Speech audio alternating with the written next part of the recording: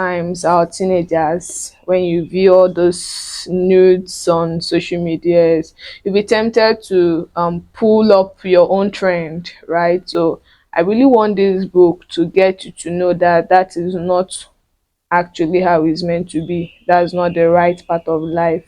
That whatever you put out there in the social media, whatever you do, later on in life, it's gonna bounce back.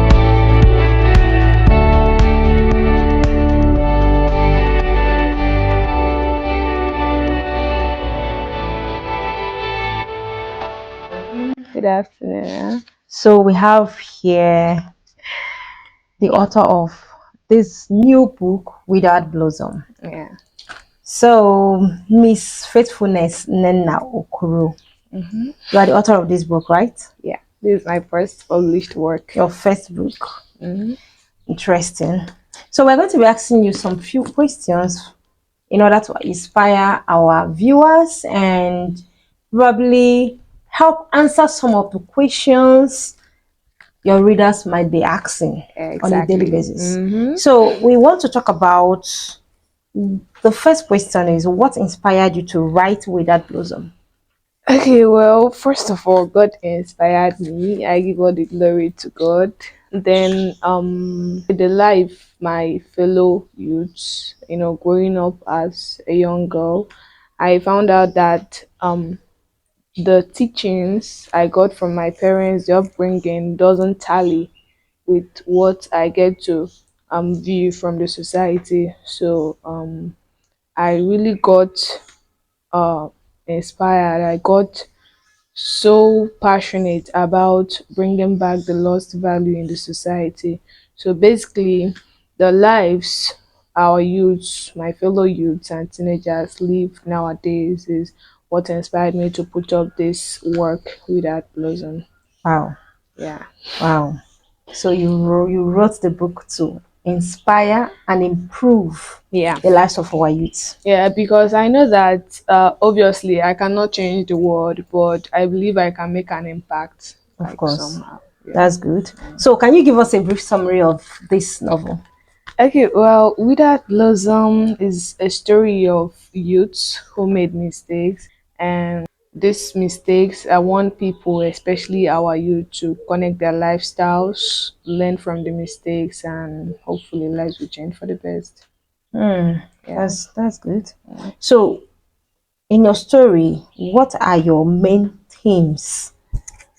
Okay, the main themes in the book is parental guidance, discipline, and moral in the society. So these are like the main three themes in the story. All right. Yes. So how did you come up with this title Without Blossom and what is its significance to the story?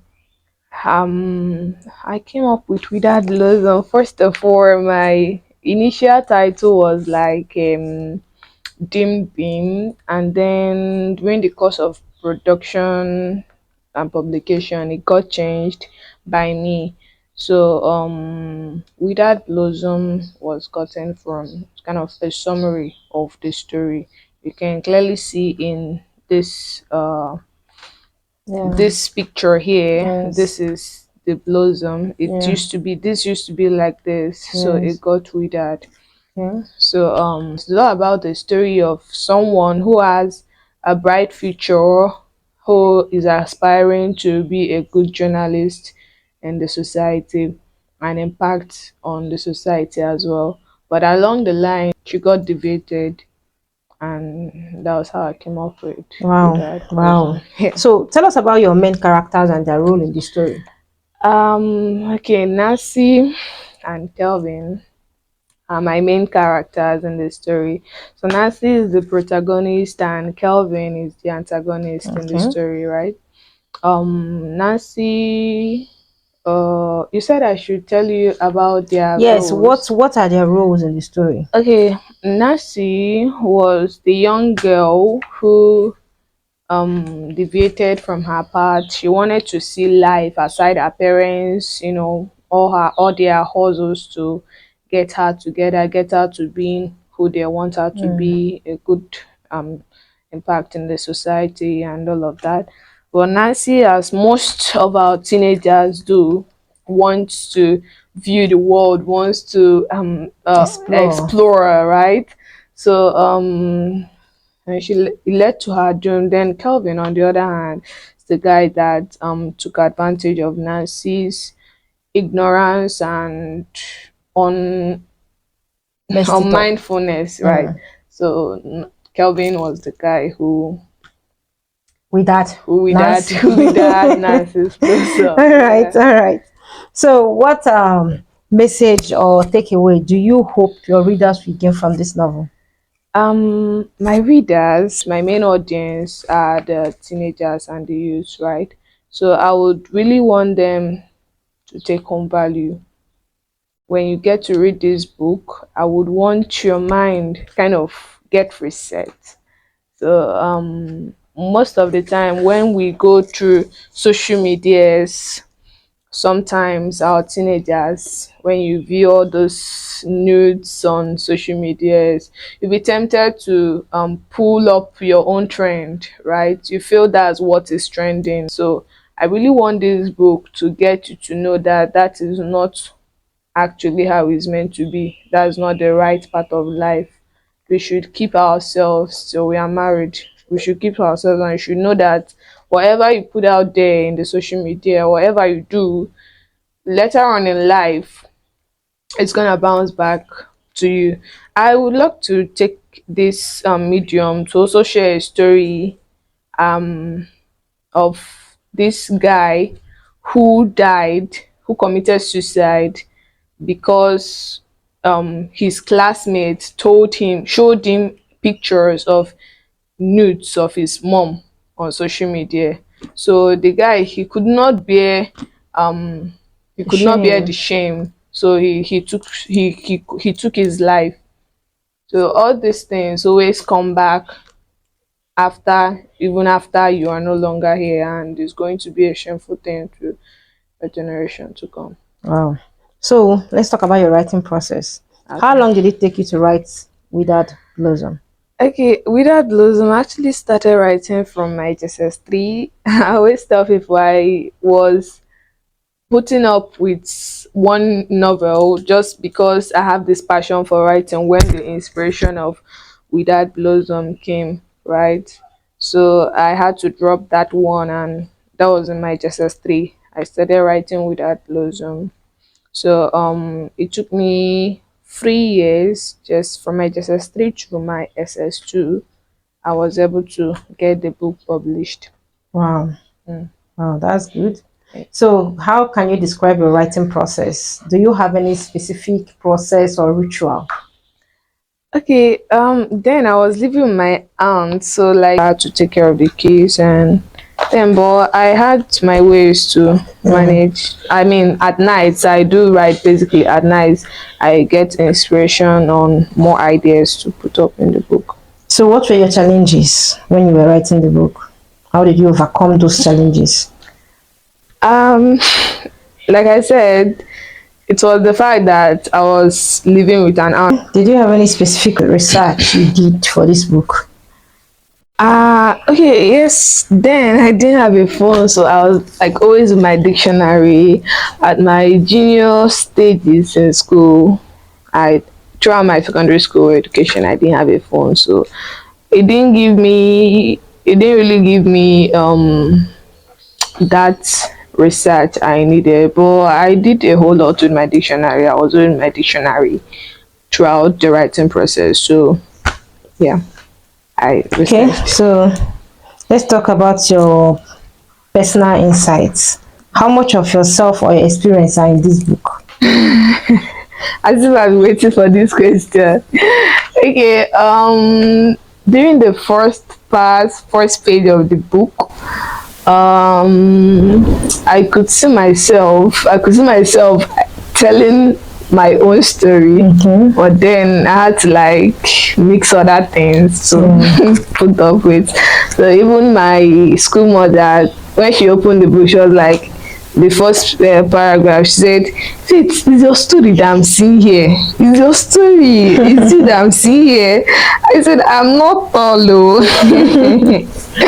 So like A mixture of my life experience, but not much. Okay. It was basically all a fiction, imagination. Yeah. So, are there any authors or books that influenced your writing style or the story itself? Okay, I'll confess. I'll make a confession. Well, I did try to write the American style, which am I meant to regret it or? But I did try to use because I read a lot of American stories, a whole lot of American story I can get my hands on. So, and magazines and all of that. So that style, American style, actually had an influence in the book. But I promise my Nigerian viewers that my next book, subsequent books won't, not that it's a bad thing though, but like I want to be indigenous, right, next time. Okay. So, what did you balance your time between writing and other responsibilities? Sorry. When you were writing this book, how did you balance your time with this writing and other responsibilities? How did you balance the time? Yeah. it I was able to balance my time because it's something I found, like, as I saw it as a hobby. I didn't see it as an assignment or something. So I didn't really feel that there were responsibilities. But I didn't even initially see the book being published. I thought it would be one of the books I would write and keep in my heart and in my shelf. I didn't see it coming. So I didn't really face. I managed my time because it was a passion, and even though there were other things, schools, assignments and all of that, I still one thing is to, I do tell people, one thing is to write, another is to complete the story, and another is to publish. There are people who just write and along the line they just get tired, they stop, they don't, and a lot of people do complete the story and they don't get to publish, right? So yeah. Okay, so let's talk about your publication journey. Okay. What was the most surprising thing you learned during the publication process? Oh, I think I need to think about this, but like, I was surprised to know. Okay, there were a lot of things I was actually surprised about. I didn't. Okay, the book printing, how they get to design the covers, how they get to like place my pictures, and how everything got to be done, because basically this is my first published book, right? I've never published a book before, so I was literally surprised, totally surprised that the outcome of the book in being in this form is one whole lot of a surprise. So everything about the publication, I found it surprising. I wouldn't say I saw it coming. How do you feel when you saw your book in print for the very first time? Oh, I felt like, I was like, oh my god. Okay, it was on the floor like this, and bundles. I said, Jesus, so this is my book. Oh my god, I was so, oh my god, I can't forget that pleasant feeling I had that my book was in this form. I literally did not feel it was reality. I felt it was a dream I was having, like, until after a few months or a year, I now found it a reality. Wow. So it felt like a dream. Okay. Yeah. So tell us, what advice would you give to an aspiring author who is working on their very first book, their first novel? Okay, aspiring author who is working on their very first book, you have your books. I mean, I met a whole lot of my junior students then in school. They were like, senior, when the book came out, senior, I have books I'm writing, senior, please. One thing is consistency. You have to be consistent enough to like finish the book.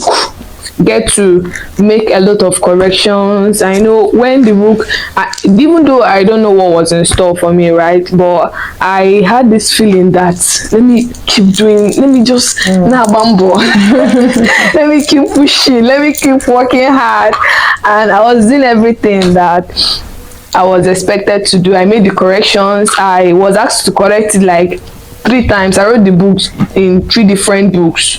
It took 3 different books for this work to be actually done. Wow. So when I take it to this teacher, he or she will give you our corrections, and I'll go and write. Right, I'll take yes. it to another teacher. So I was doing everything involved. So as an aspiring writer, you are writing, one thing, you have to be consistent enough. That's the only way you will see your book in coming to reality like this. So you have to finish. One thing is to write, like I said before, another is to complete. And if you don't complete the book, there is no way that you get to publish it, even if you have the money. So first of all, you have to like complete, make sure you complete the book, and it's something you have to like take your time to do, because you might find the story very interesting, and the ending, due to you didn't give yourself enough time to complete the book, you now start like rushing, and it might end up in a shabby form. So you have to take your time, put on all the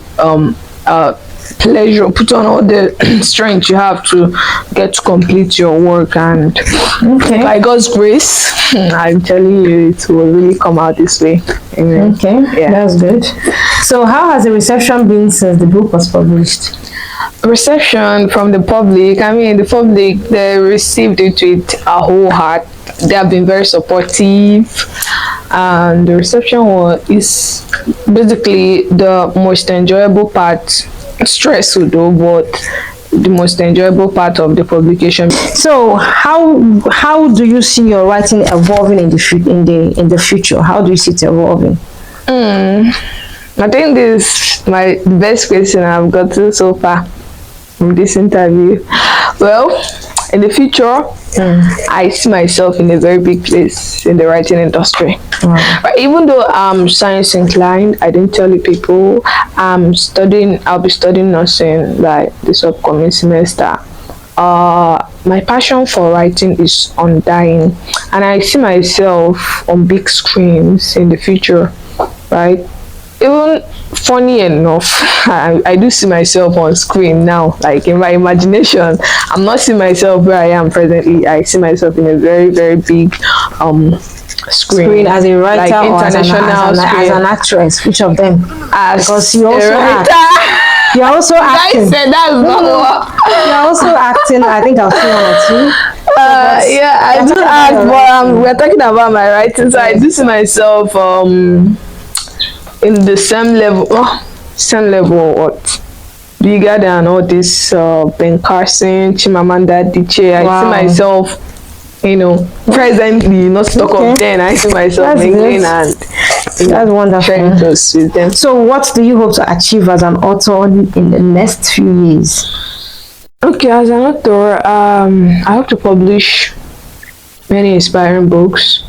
All right, this is my first published work. I hope to have several books, several inspiring books for the society, because I think recently I found myself trying to get to our society. This second book I'm writing is on racism. Why is there racism in the contemporary society of Nigeria in the 21st century, right? Why is there still racism from the outside world? And when you read A Heart on the Bridge, you get to find out why it's so, right? And then I hope to write, get to our society, get to connect to the society and change them. For even if I wouldn't be able to change the world, I know I would make a great impact by God's grace. Okay. Well. Thank you so much. It was Is that all the wonderful questions? Yeah, that's all the questions. Yeah. So it was not wonderful having you and hearing about your dreams for the future, your writing journey, especially writing your Facebook. It's not easy, you know. As a writer, I know that feeling of writing and you are lucky. You are quite lucky because when I started writing, it took me over 10 years, that's a decade, to actually get my Facebook published.